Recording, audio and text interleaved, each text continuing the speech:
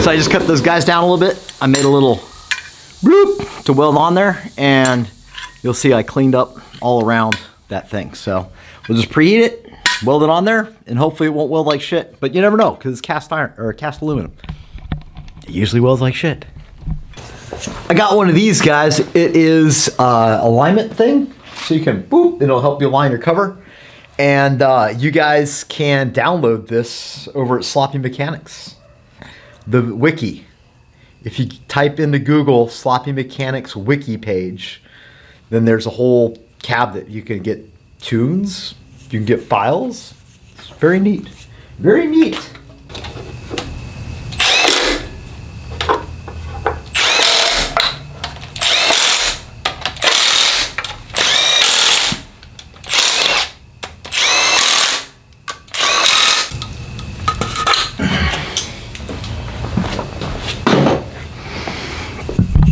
Sloppy Mechanics wiki page.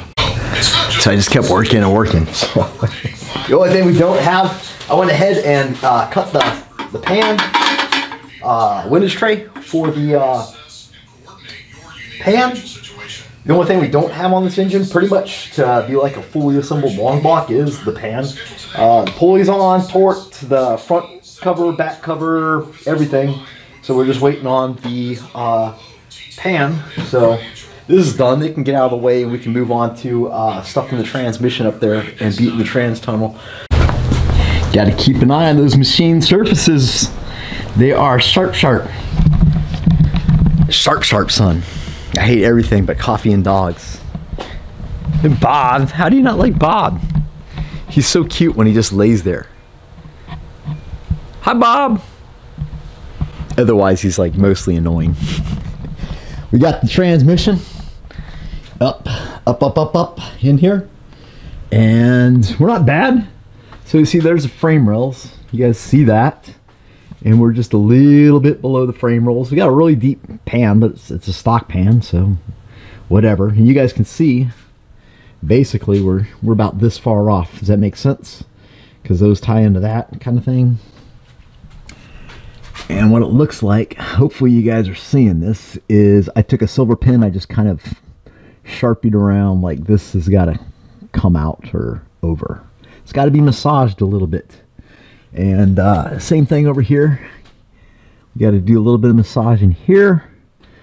See how that guy does. Maybe give it a little ding where this guy sits. I also need to get the engine mount out and see. Looks like we're pretty much in line for using the stock mount. Just got to kind of get it up there and see what we got. I have a little guy on here. It says 0.6, but that's because we're butted up and kind of smashed. It's actually set for like 2.8 because I'll give it a little bit of sag. It's going to naturally happen, but we want a 3-degree rake this way. Yeah, but we got to get this front end so we can go up. And the engine is tilted way harsher than that, so the engine itself is probably like 6 degrees. It just, that's where it's set when we got the factory mount. We got these mounts in, so that's gonna tilt the engine forward once we get everything lined up. But I'm just checking this engine mount, see how we're gonna do, see if we are close, and then I'm gonna take the foamy block out and the transmission out, and we're gonna get with the custom bodywork and see what UPS has got for us. All right, so getting ready to work. You guys can see the silver Sharpie there. This is kind of before. That's just kind of a rough guesstimate of what we need to do. And yeah, time to get pounding.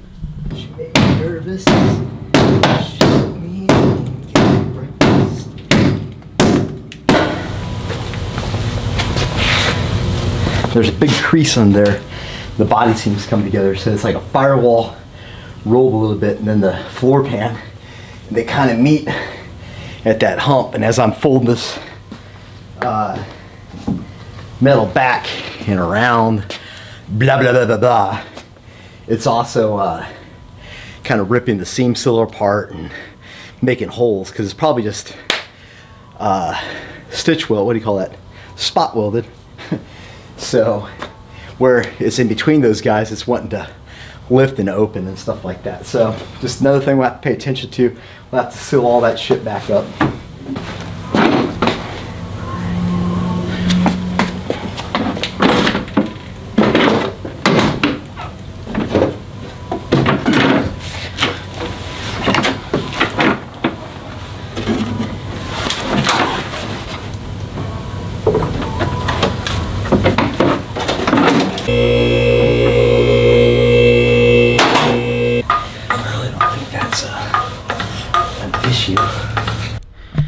Okay, so I got rid of the pan there because it's just one less thing. It's kind of heavy, bro.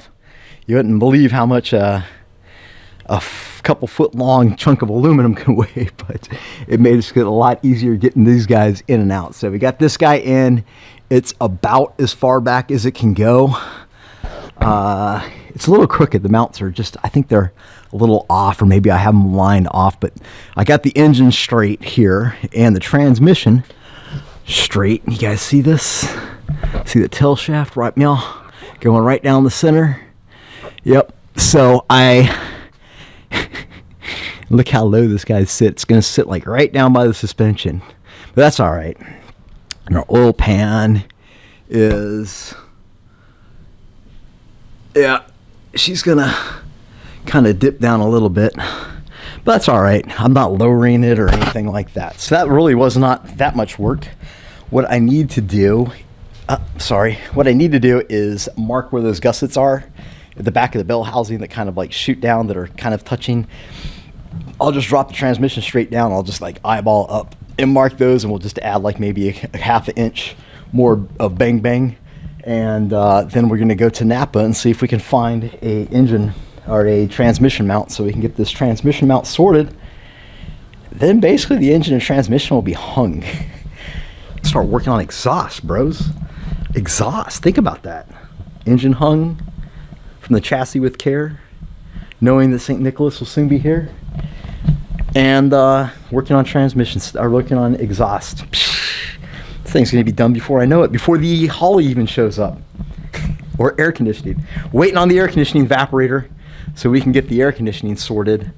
I do need to kind of like lay that out, but we're going to do an unbox. I'm going to go get my mount and we're going to do an unbox. I got lots of stuff to unbox and show you guys that's going into this guy. But still not terribly expensive. We're going to have a whole project done, including the buying price, for probably around 10 grand, which isn't that bad for a cool station wagon. Everybody wants a cool station wagon. So let me go get that. I'll come back. I'll stop rambling and I'll come back and we'll get busy. Get busy, boys.